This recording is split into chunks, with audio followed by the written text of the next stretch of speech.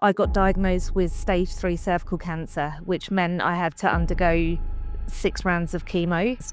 Really unwell, my hair got really thin, I lost a lot of hair, and to be honest, it was pretty devastating as a woman, especially when I could see my scalp through the front of my hair. That's when I started researching into different things that I could be doing to look after my hair and try and get my hair back to health. After the 6 weeks and the final treatment, I could literally see no scalp at the front. My hair's really thick and lustrous again. People were passing comment on it. My husband wanted to know what had happened.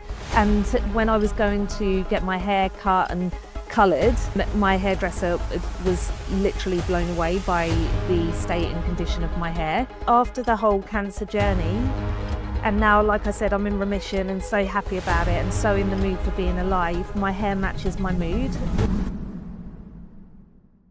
When I was 46, a couple of years ago, I got diagnosed with stage 3 cervical cancer, which meant I had to undergo 6 rounds of chemo. And that's when my journey with this hair loss story begun.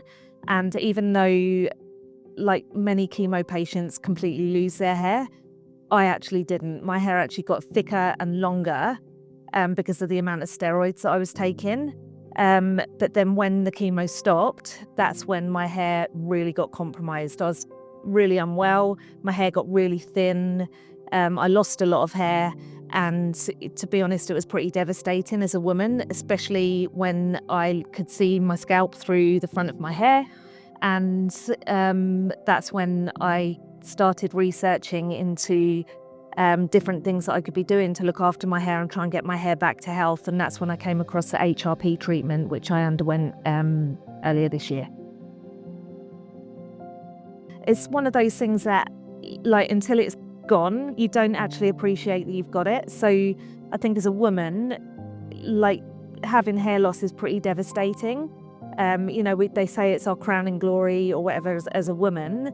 And even though, like, other parts of my health obviously was severely compromised, I felt like my skin was really compromised at that time, but I could kind of cover that up with makeup.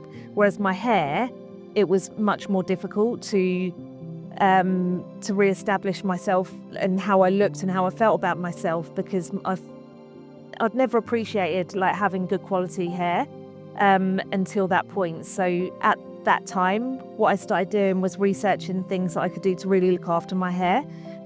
So different products, different treatments, learning about hair health and not to use extreme heat on your hair, these kinds of things. But I tried a few different, like, shampoos and treatments, conditioning treatments, but nothing really had the effect until I did the HRP, and really thrilled with the results it's given me. I think when I told my friends and my colleagues that I was having chemo, people were really asking me, well, how come your hair didn't fall out? Because a lot of chemo patients they lose all their hair. That didn't happen to me. So I fully expected that, when the chemo finished, I'd just go back to normal. But that's actually when my hair loss journey began. And I found it pretty devastating to kind of do other people's thinking for them, and thinking, were people looking at the front of my hairline, and could other people see my scalp through my hairline at the front? So yeah, it's definitely something that I felt reduced my confidence levels when I was out and about. And it, since my journey with HRP, and my hair's been really thick again and probably better than it was going into the treatment, it's really made me appreciate even further, like, how much I really appreciate having my thick hair. So I saw a widening in my parting. I saw definitely more scalp at the front. And to be honest, I just tried not to look at the back. I know it sounds awful, but I just was always trying to fix up the front. But yeah, it was kind of all over. So HRP was really interesting to me because I could see the results from the online videos where it had been working predominantly for men. And that's when I reached out to see if it was going to be something that would be suitable for women as well. And essentially, a male scalp and a female scalp would work in the same way. And So when I reached out and saw that this was a treatment that could be a good thing for me, I was super keen to get involved and have a try. And the fact that it was working with something new, a new technology, was also super interesting to me, because as much as shampoos and conditioners and hair masks might say they've got active ingredients and that they work, I couldn't see any definitive results in my research the way that I did when I saw the HRP and levels of U content online.